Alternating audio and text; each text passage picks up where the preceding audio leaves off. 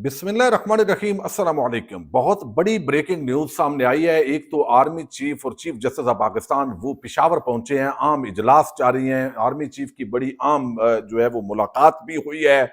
ये किस कंटेक्स्ट के अंदर हंगामी तौर पर सारी सूरत हाल देखी जा रही है। एक तरफ अडयाला जेल में इमरान खान के साथ भी आम मुलाकातें शुरू हो चुकी हैं, क्या पैगाम रसानी हो रही है, और दूसरी तरफ जो 9 मई के मुकदमे के अंदर पहली सजा सुनाई गई है, ये 10 अफराद को क्या सजा सुनाई गई है, कौन सी अदालत थी, इस हवाले से बहुत बड़ी डेवलपमेंट्स हो गई हैं। रावलपिंडी इस्लामाबाद के अंदर जो इस वक्त तैयारियां जारी हैं, वो कुछ डिटेल भी मैंने आपके सामने रखनी है। उम्मीद है वीडियो आप समाप्त करेंगे और अपने कीमती फीडबैक के जरिए उस फायर वॉल को तोड़ेंगे जो इस चैनल पर लगाई गई है। इस वक्त हालात आपके सामने हैं कि 24 नवंबर की एक फाइनल कॉल तहरीक इंसाफ ने दे रखी है। इमरान खान ने बड़ा वाजे ये पैगाम आज भी दिया है जो अलीमा खान ने पहुंचाया है कि 24 को हतमी कॉल है, पूरी पाकिस्तानी कौम इस्लामाबाद डी चौक पहुंचे। चूंकि इस वक्त मुसलसल इंतकामी कार्रवाइयां जारी हैं। 150 मुकदमात के अंदर इमरान खान या तो जो है वो जमानत पर रिहा हो चुके हैं या वो जो है वो बाकायदा तौर पर बरी हो चुके हैं। लेकिन इसके बावजूद आज एक भौंडे मुकदमे के अंदर गुज़श्ता रोज इमरान खान को दोबारा जो गिरफ्तार किया गया, इससे मजीद बजाय इसके कि पानी पड़ता, अब जलती पर तेल डाल दिया गया है। इमरान खान से अभी जेल के अंदर जो है वो अली मोहम्मद खान और लतीफ खोसा उनकी मुलाकात हुई है और उमर अयूब भी गालिबन उनके साथ थे। अब जो इस वक्त सूरत हाल है वो सारी उनके सामने रखी गई है। लेकिन इमरान खान ने वादे पैगाम दिया है कि ये काल हतमी है। पाकिस्तानी कौम ने अब खुद फैसला करना है कि फार्म 47 के तहत जिस तरह 26वीं आईनी तरमीम करके आइन, कानून और इंसानी हकूक की धज्जियां बखेरी गई हैं, इसको बरकरार रखना है, गुलाम की जिंदगी गुजारनी है, या अब एक आजाद शहरी के तौर पर हमें जो है वो एक सबूत देना है। दूसरी तरफ इस्लामाबाद के अंदर जो है वो 3 लेयर्स बना दी गई हैं, यानी पहली लेयर, दूसरी, तीसरी, जहां पे कंटेनर्स रख के बाकायदा जो फोर्सेज हैं वो तैनात होंगी, जिसके अंदर पुलिस होगी इस्लामाबाद की, दूसरी रेंजर होगी, एफसी होगी।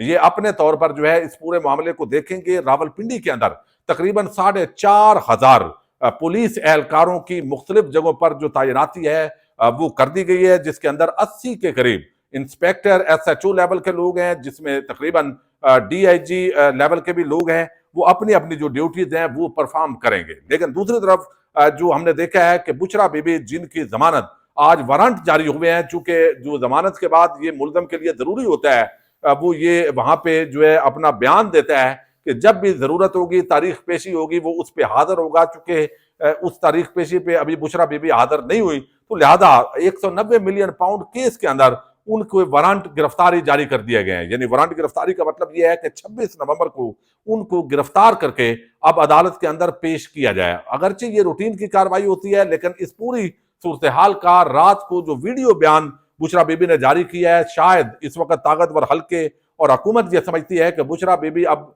एक लीडिंग पोजीशन में आ गई है और मजीद भी वो इमरान खान के पैगामात वीडियोस की शक्ल के अंदर देंगी। तो लिहाजा अब फौरी तौर पर जो उनकी रिहाई अमल में लाई गई थी, अब उनको दोबारा गिरफ्तार करने की जरूरत है। इसके लिए अब इस्लामाबाद हाईकोर्ट की खिदमात जो हमेशा हुकूमत लेती है, आमिर फारूक साहब बैठे हैं, उनकी खिदमात हासिल करने के लिए इस्लामाबाद हाईकोर्ट के अंदर भी एक आम दरखास्त दायर कर दी गई है कि जिस वजह से आपने बुशरा बीबी को जमानत दी थी, अब चूंकि वो हाजिर नहीं हो रही, तो लिहाजा उनकी दोबारा गिरफ्तारी जो है उसके वारंट आप भी जारी करें। अगर वो वारंट जारी होते हैं तो फिर बुशरा बीबी को भी गिरफ्तार कर लिया जाएगा। लेकिन इसके साथ जो सबसे बड़ी डेवलपमेंट हुई है वो पिशावर के अंदर chief justice of Pakistan Yahya Afridi पहुंचे हैं। उन्होंने वहां पे चूंकि जजेस की सिक्योरिटी का मसला काफी अरसे से जेर इल्तवा था और ऑलरेडी जो इस वक्त दहशत गर्दी के वाकयात मुसलसल बलूचिस्तान और खैबर पख्तूनख्वा के अंदर उनमें इजाफा हो रहा है, तो जजेस ने कंसर्न शो किया था इंसदाद दहशत गर्दी अदालत के जजेस ने कि उनकी सिक्योरिटी के अंदर इजाफा किया जाए। हालात जो है वो मुसलसल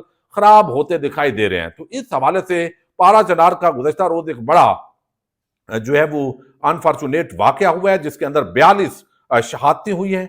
दहशत गर्दों ने अटैक किया है, लेकिन गैर संजीदा हुकूमत के गैर संजीदा जुगतबाज वजीर जिनको वहां पे होना चाहिए था, वो जुगतबाजियों के अंदर इस वक्त टेलीविजन चैनलों पर मसरूफ है।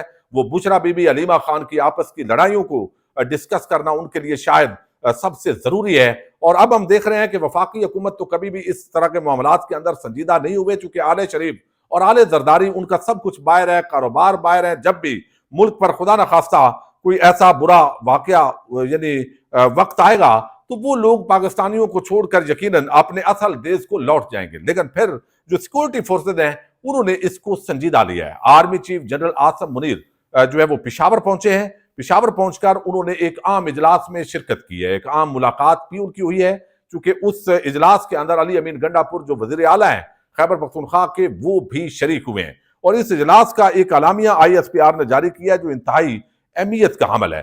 पहले तो बता दूं, जो खबर बहुत बड़ी है कि इंसदाद दहशतगर्दी अदालत इस्लामाबाद ने 9 मई एहतजाज का पहला जो फैसला है वो सुना दिया है। 10 मुजाहिरीन के खिलाफ पहला बड़ा ये फैसला आया है। जमानत पर रिहा होने वाले 10 मुल्जमान को 3-3 साल कैद की सजा सुना दी गई है। और ये 9 मई वाक़े के हवाले से ये पहली बड़ी सजा है जो बाकायदा इंसदाद दहशतगर्दी अदालत ने ट्रायल मुकम्मल करने के बाद ये सुनाई है। एक ऐसे वक्त के अंदर ये सजा का सुनाना जब अगले जो है वो 36 बल्कि 24 अब तो घंटे कम होते जा रहे हैं, 30 घंटे के बाद बिल आखिर इस्लामाबाद की कॉल दी हुई है और लोगों ने इस्लामाबाद पहुंचना है। और आज ही खैबर पख्तूनख्वा के दूर दराज इलाकों से इस्लामाबाद के लिए लोग जो है वो चल पड़ेंगे थोड़ी देर के बाद।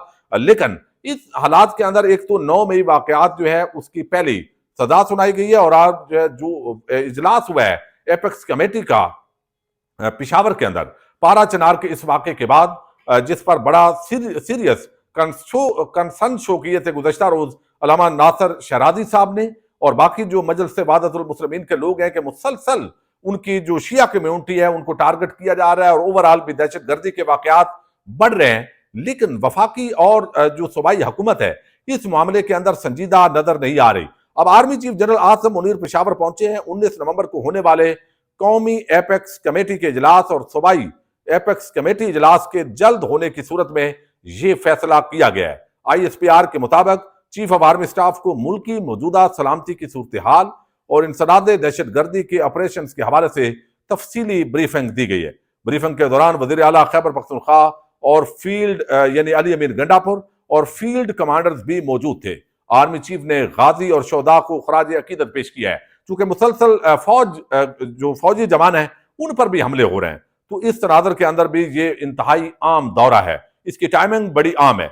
आर्मी चीफ ने मादरे वतन के लिए अपने जाने कुर्बान करने वालों की लाजवाल कुर्बानियों को सराहा है।